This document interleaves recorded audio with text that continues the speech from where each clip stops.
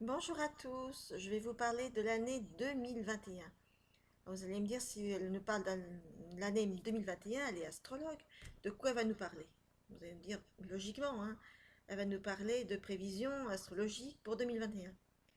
Eh ben non, désolé, je ne vous parle pas de prévisions astrologiques, il y a des gens très bien pour dire votre avenir. Moi, je vais vous parler non pas d'événements, on va dire, mais je vais vous parler de votre année 2021 en termes de parcours intérieur. Qu'est-ce que vous pouvez vivre qui soit en termes d'évolution, en termes de progression dans votre parcours de vie? Qu'est-ce qui vous permet d'optimiser votre vie intérieure, donc, mais aussi votre vie tout court, pour une vie, on va dire, plus riche, plus pleine de sens, plus réussie, dans laquelle vous aurez des meilleurs échanges avec les autres, vous aurez compris plus de choses, vous saurez mieux vraiment qui vous êtes, etc. Donc, on va regarder ça dans une optique, bien sûr, qui est celle du karma. Et le karma, ça veut dire, on est donc dans une astrologie qui est une astrologie karmique, puisqu'il y a différentes écoles et différents courants d'astrologie. Et cette notion de karma inclut qu'on va peut-être vivre des choses avec des actes justes, et puis des actes qui, eux, seront beaucoup moins justes, dans le sens où ils vont pas nous apprendre quelque chose, ils vont peut-être aller vers des choses qui sont perfectibles. Nous sommes tous des êtres perfectibles, dans le sens où on peut toujours améliorer quelque chose, apprendre, avoir des nouveaux acquis dans sa vie, acquérir des nouvelles leçons. Et cette année 2021, quel type de leçons, quel type de choses on va pouvoir vivre qui va nous permettre de dépasser ce qui correspond à ce qu'on a vécu peut-être dans les années précédentes, dans les vies antérieures même, pourquoi pas. Alors on va regarder ces régents karmiques que sont la lune noire, les nœuds lunaires, donc ce sont des régions lunaires, et les planètes rétrogrades qui vont ponctuer l'année, donc de choses plus ou moins favorables à acquérir, plus ou moins faciles à acquérir, suivant votre thème natal, les dispositions de vos planètes de naissance, etc. Et bien sûr, l'attitude qu'on peut avoir, l'attention qu'on va porter aussi à la manière dont on fonctionne. Dans le sens, bien sûr, d'un changement, d'une progression, d'une transformation constructive. Alors, la première chose qu'on va regarder, c'est le nœud nord actuel. Je ne parle pas, bien sûr, de votre nœud nord, de votre thème de naissance, puisqu'on a tous un nœud nord qui est la direction de vie dans laquelle on va, et un nœud sud qui est là d'où on vient, nos facilités, nos acquis, aussi nos fragilités. Mais là, bien sûr, là où plutôt on peut aller de manière à se construire, de manière à vivre des choses beaucoup plus intéressantes pour nous.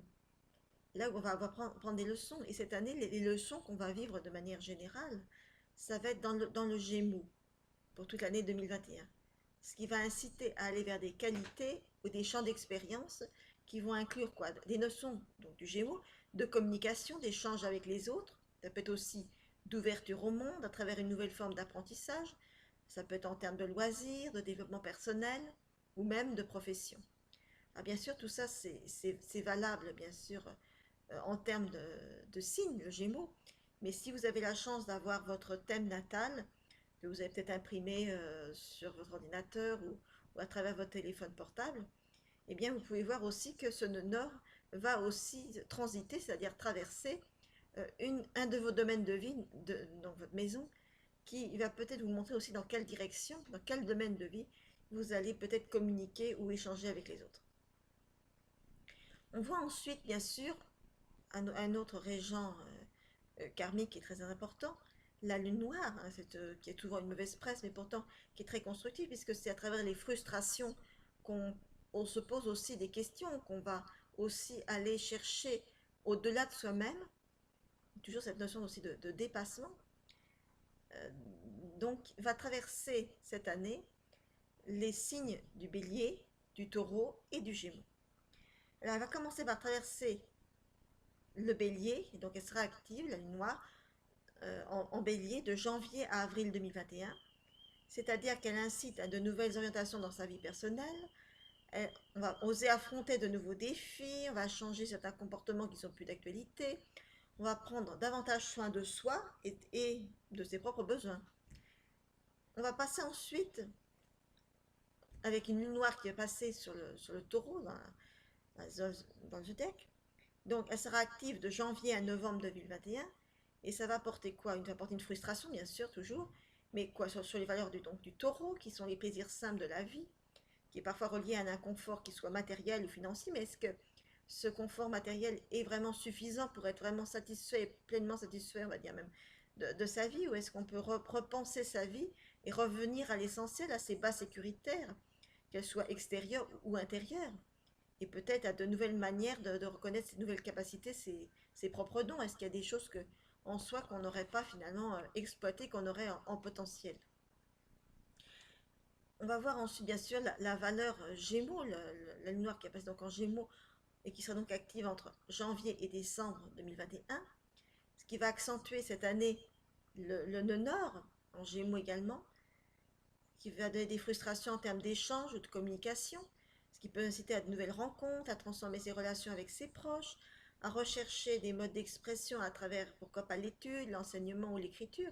Donc ça, c'est vrai pour chacun d'entre nous, mais c'est d'autant plus vrai aussi pour les gens qui auraient peut-être des nœuds nord en gémeaux dans leur thème de naissance, ou même peut-être à l'opposé du gémeaux, un nœud nord, pourquoi pas en sagittaire, ou même avec d'autres aspects qui vont effectivement accentuer. Donc c'est plus important, toujours pour certaines personnes, il y a toujours des années qui sont plus marquantes que d'autres, parce qu'effectivement ça va toucher des points, on va dire, stratégiques de notre thème, et notamment en termes karmiques. Mais c'est vrai aussi pour les enfants qui vont naître cette année avec effectivement la lune noire ou leur nord, bien sûr, en gémeaux par exemple. Et qui vont donc vraiment être porteurs de cette dynamique. On va regarder ensuite les planètes rétrogrades pour 2021. Alors bien sûr, il faut voir qu'une planète est rétrograde, parce que quand on regarde bien sûr le ciel, pour ceux qui voudraient regarder le ciel, on aurait l'impression que la planète elle recule.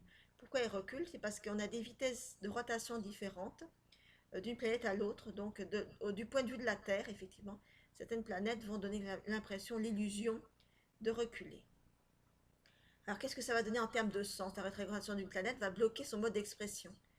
Alors c'est pas forcément quelque chose de négatif, donc ça va permettre de comprendre mieux, on va dire, le sens profond de cette planète, quel symbole elle va véhiculer.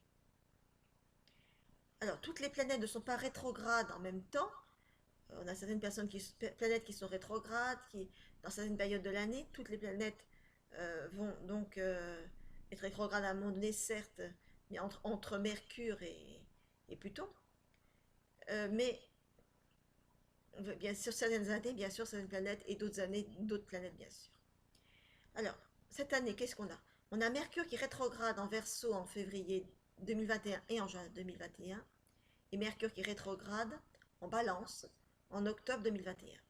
Alors, quand Mercure est rétrograde en Verseau, ça va être le moment de revoir ses valeurs en termes d'amitié, de partager ses idées.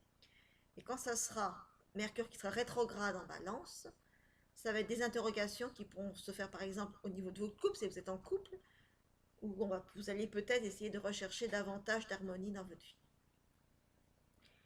Quand nous aurons donc Jupiter qui va être rétrograde en Poisson, de juin 2021 à juillet 2021, qui va être donc également rétrograde en Verseau de août à octobre 2021, qu'est-ce qu'on va avoir? Donc en Poisson, Jupiter rétrograde va inciter à se poser des questions existentielles, tout en se gardant le sens des réalités concrètes, heureusement.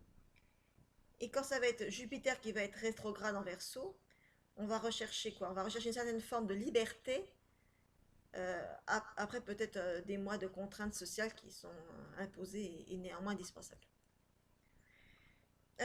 Nous avons ensuite Saturne, hein, qui également va être rétrograde en Verseau, de fin mai 2021 à octobre 2021. Donc ça va être quoi? Ça va être le moment de s'ouvrir à des nouvelles valeurs pour le futur, tout en tenant compte des acquis du passé. On voit vraiment cette dynamique Saturne-Uranus, le passé et le futur. Nous allons enfin continuer donc avec Uranus, qui est rétrograde en Taureau, de fin août à janvier 2022. Donc ça veut dire que les valeurs matérielles ne vont pas forcément être mises en avant cette année. La sécurité intérieur peut être recherché pendant cette période, hein, plus que l'aspect, on va dire, extérieur. Et on peut osciller entre des traditions et des idées novatrices. Nous avons Neptune qui rétrograde en Poisson de fin juin 2021 jusqu'à novembre 2021, ce qui peut donner une impression de flou, hein, c'est toujours le flou neptunien dans son existence, parfois, même si le thème s'y prête, une certaine fuite du réel dans l'illusion plus ou moins destructrice, par la prise de palliatifs qui sont plus ou moins dangereux pour la santé, donc il faut être très prudent. Et Pluton qui rétrograde en Capricorne de mai à début octobre 2021, ce qui peut instaurer un climat assez déprimé, mais aussi une réflexion dans le but de transformer, pourquoi pas, sa vie durablement et en profondeur. Bien sûr, ces rétrogradations, hein, que ce soit pareil que c'est pareil que pour les nœuds ou pour la lune noire, hein, les rétrogradations des planètes vont forcément tomber dans une de vos maisons astrologiques, dans votre thème de naissance, et ils peuvent même entrer en relation avec vos planètes de naissance par différents aspects qui sont favorables ou plus difficiles, qu'on dit aussi dissonants. Donc c'est vrai que ça peut être intéressant d'approfondir et de voir vraiment en quoi ça vous concerne, vous, dans votre propre thème, dans votre propre vie. Donc pour ça, bien sûr, vous pouvez regarder si vous connaissez un petit peu votre thème natal. Sinon, bien sûr, vous pouvez me consulter, je donne des consultations. Je vous laisse regarder effectivement mes consultations et activités sur mon site internet. Bien sûr, je reparlerai effectivement de tous ces thèmes dans des prochaines vidéos et je vous invite, si vous avez aimé ce sujet, à liker la vidéo et pourquoi pas même à vous abonner pour rater aucune vidéo par la suite. Voilà, et bien je vous dis à une prochaine vidéo et merci de l'avoir regardée.